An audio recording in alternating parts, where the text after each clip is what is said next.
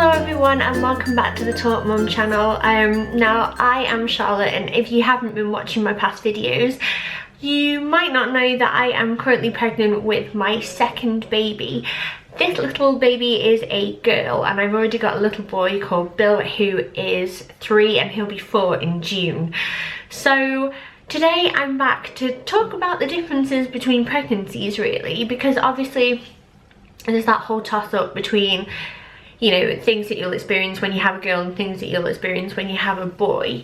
And I thought I would go through them mainly like in terms of like similarities and differences and see what it's been like for me.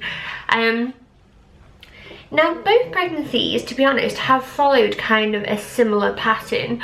Although while I have been, say, sick with morning sickness, I am normally sick from around 6 weeks pregnant until around the 20-week mark, I would say, is when I start feeling relatively normal again. But the difference this time around was that with my little boy, I was very physically sick all the time. So I would feel sick, I would be sick, I would feel better. But with this little girl, I had at the time constant nausea, which I actually found more difficult to deal with because there was a certain relief in being physically sick when I was pregnant with my son, whereas this just didn't go anywhere, and I felt the same all the time, which was a nightmare. So that was like probably one of the biggest differences for me. The other difference this time around was in terms of cravings and aversions.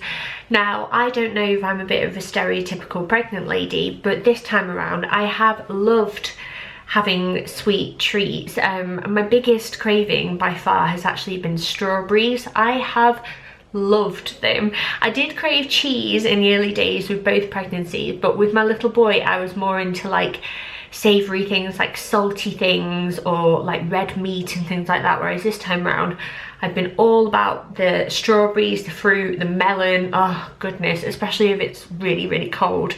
And one weird thing that I like, which I'm not really a fan of usually, are yogurts. I've been eating them a lot this time around and I'm not usually a big fan. In fact, I can kind of like give or take them. So it's been quite funny.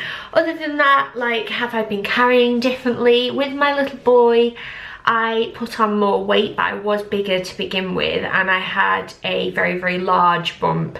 Whereas this time with my little girl, I seem to just be all bump, and I've carried much more neatly, and I haven't actually put that much weight on. So it might be true what they say, because I've heard that you do tend to like carry one gender a little bit differently than the other, and my mum certainly did. With me, she carried very neatly, and with my brother, she was a lot bigger. So maybe it's a genetic thing, but those are like kind of the biggest sort of similarities and differences for me anyway.